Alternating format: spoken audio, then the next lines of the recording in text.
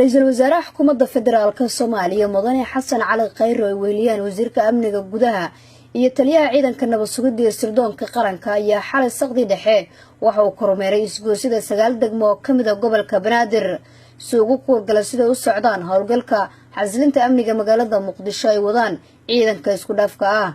Ra'iisul Wasaaraha xukuumadda ayaa kormeerkiisu waxa uu bilowday 12 habeenimo ama 5 saac oo habeenimo xilliga magaalada Muqdisho waxa uu kormeeray isgoosida degmooyinka wadajir howlwadaag warta nabadda Cabdicaziis Shangaani Xamarweyne Yaaqshiid waa bari iyo degmooyin kale kuwa oo ay dhammaan howlgalo ka wadeen ciidanka isku dhafka ee xasilinta amniga magaalada Muqdisho.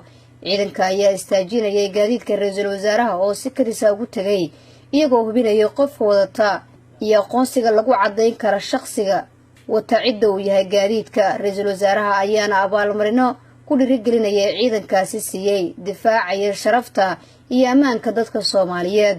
ra'iisul wasaaraha xukuumadda federaalka Soomaaliya mudane Xasan Cali Khayre ayaa isgoosida qaar kula kulmay dad shacab oo badna dhalinyaro isagoo weydiinaya xaaladda amni ee xaafadda ay degan yihiin. halkan waa isgoyska Tarabuunka oo ra'iisul wasaaruhu si caadi ah ula sheekaysanayo dhalinyaro ku caawinaysay halkaasi.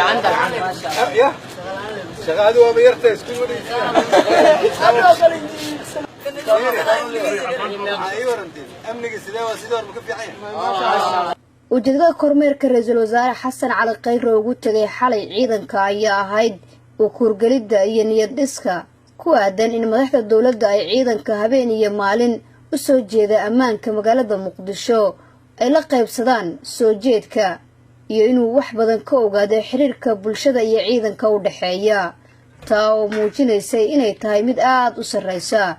isgoyska Sanca ayuu ra'iisul wasaaruhu kula kulmay dhalinyaro banooni xilligaas ku ciyaaraysay aan dareemaynin khatar amni aad nagu faraxsanaa howlgalka ay wadaan ciidanka.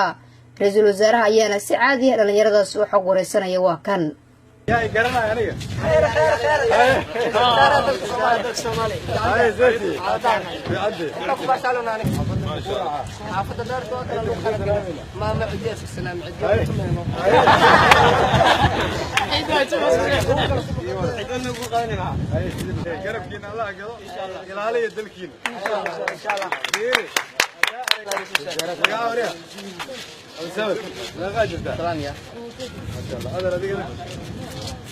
وين عيالي وفي سنة يا أبو حريف من عيالك نعم كسام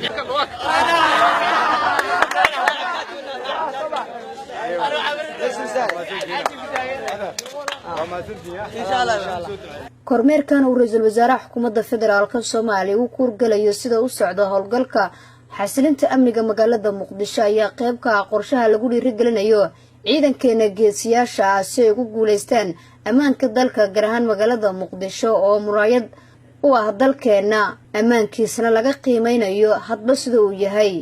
Nasr Bashiir Cali warbaahinta qaranka magaalada Muqdisho.